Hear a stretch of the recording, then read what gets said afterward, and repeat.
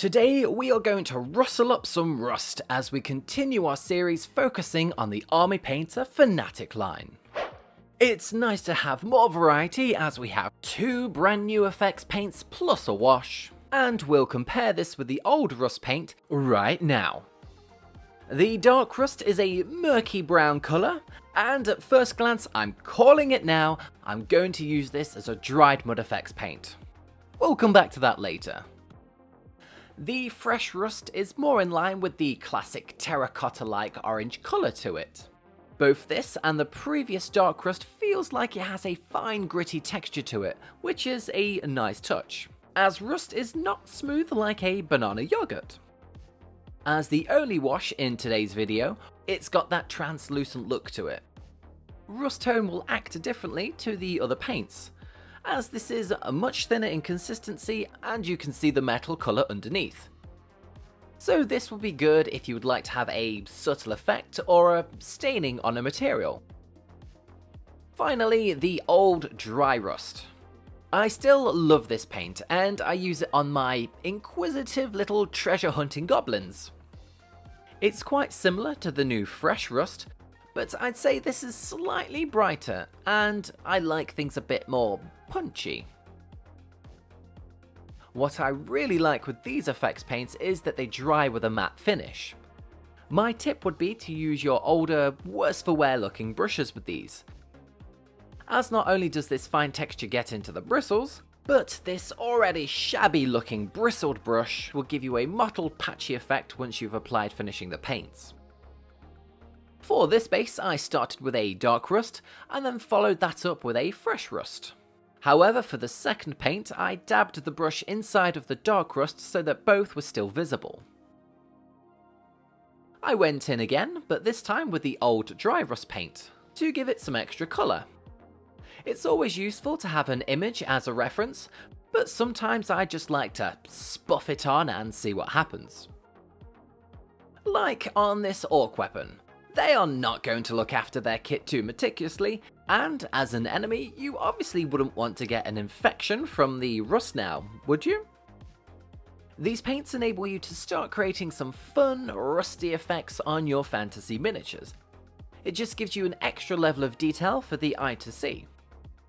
So now we know what the colours are like, let's go through a few other methods and see how we can use these paints. Here I have a pair of tweezers with a bit of sponge, but I just want to say, get yourself some self-closing tweezers, it will drastically save your fingers. A simple patting motion on these weapons is all that was needed to create a patchy and more realistic look. Now, remember when I said the dark rust would make a good mud effect paint? Well, that's exactly what I'm doing here. I added a bit of water to thin down the effects paint slightly, and then used this mixture to create a dried dirt, which I painted onto this troop transport. And I did the same thing with the fresh rust paint, and added this more onto the tracked area. This just represents muck and grime picked up, or a light dusting from the environment that it's operating in. Or it could simply be that the rust is just starting to develop on the metals and slightly discolouring them. Remember that it's your miniature and it's your story. In terms of fantasy miniatures, like these Blackguard from Lord of the Rings, I used a watered down dark rust to create a mucky looking chainmail. Here I just used my finger to take the top layer of paint off, leaving more of this brown colour within the recess of the chainmail, giving it that unclean and unkept evil army look. And now let's do something with the War Paints retarder. This liquid is made to slow down the process of the Fanatic paints drying out, which will give us more time here to play with the rust effect. After painting a few dots with some Rhinox hide by Games Workshop, this barrel was given a few streaks of rust coming from this colour, and giving it a weathered appearance.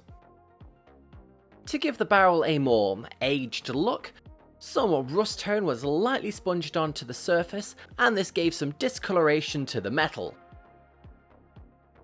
giving it that, well, I've seen better days kind of vibe to it. And for something a bit different, I added a pinch of basing mix which I created to a blob of dark rust on the palette. We know now that this dries with a brilliant matte finish. So this time we have created a simple texture paint for a iron-rich looking dirt, which could be good for basing. And the fresh rust paint gave the soil another lighter colour and appearance. So hopefully this video has given you some ideas to take away for your own miniatures. And my question of the day is, what projects in the future could you rustle up some rust on? Next time we'll be going gooey and disgusting with slime.